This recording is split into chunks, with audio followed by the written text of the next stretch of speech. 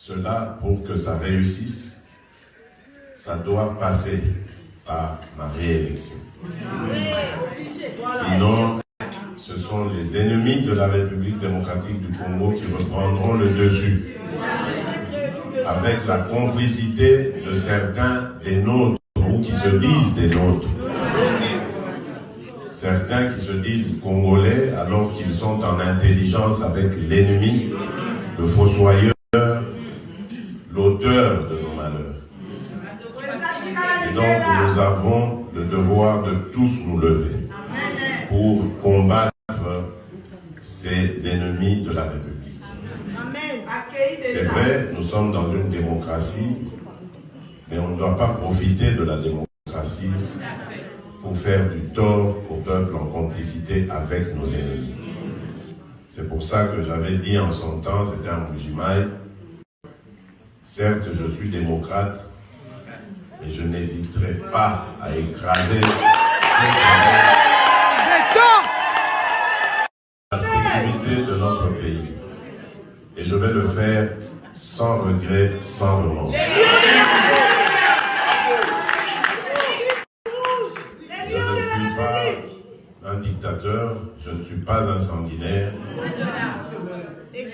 mais pour défendre mon peuple, défendre notre dignité, je suis prêt à tout. Je crois qu'ils ont reçu le message et ils n'ont qu'à bien se préparer.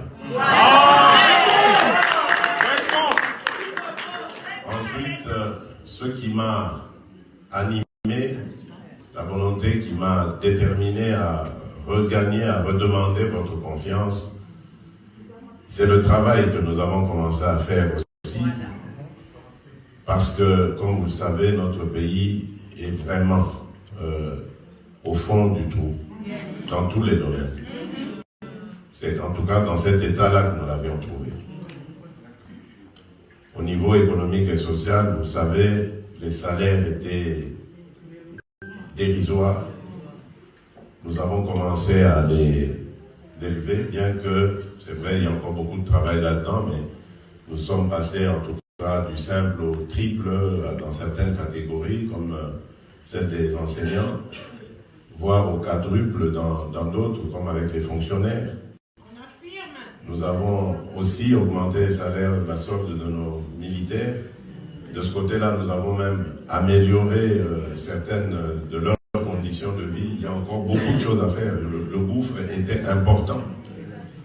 Mais nous avons commencé à faire un travail qui demande à continuer à être parachevé. Sur le plan social, nous avons, comme vous le savez, pris cette décision. Je me souviens en 2010, c'est de la folie, vous n'y arriverez jamais. La gratuité de l'enseignement, vous vous souvenez? Eh bien aujourd'hui, c'est une réalité. Yes! Et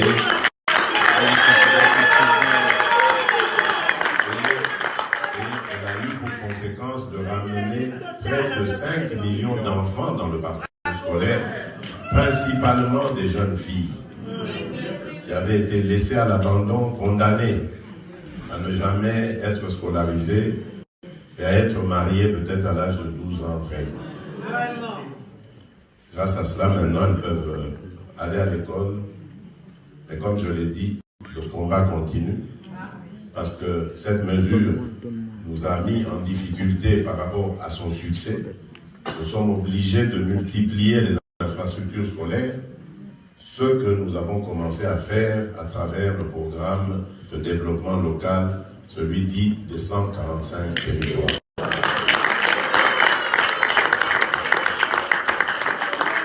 Un programme qui consiste en réalité à développer notre pays à partir de la base. Parce que vous devez sûrement l'avoir entendu, nos milieux ruraux sont en train de se dépeupler, alors que jadis, c'était les milieux qui fournissaient les centres urbains, et les gens étaient fiers de rester dans leur territoire, dans leur village. Moi, je me souviens, en 1983, de 83-84, à l'époque du régime du maréchal Mobutu, nous avions été contraints